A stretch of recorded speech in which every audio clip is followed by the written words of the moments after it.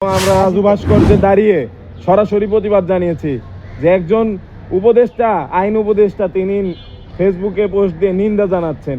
তো নিন্দা যদি তিনি জানান তাহলে কাজ করার দায়িত্ব কার, ইমপ্লিমেন্ট করার দায়িত্ব কার? আসলে এই সরকারে আসলে যারা উপদেষ্টা হিসেবে গেছেন তারা কোন কোটায় কিভাবে গিয়েছেন আমরা তো জানি না। তাদের যে যোগ্যতা, পলিটিক্যাল নলেজ সেটা অনেক কম। তাদের বিগত সময়ের কথাবার্তা কিংবা তাদের কাজে আমরা তার প্রমাণ পেয়েছি। সেই জায়গা থেকে আমাদের কাছে মনে হচ্ছে সারা বাংলাদেশে জুলাইয়ের যে মূল স্তম্ভগুলো অর্থাৎ ক্যাম্পাসগুলো, সেখানে কিন্তু এর বাজে প্রভাব পড়ছে।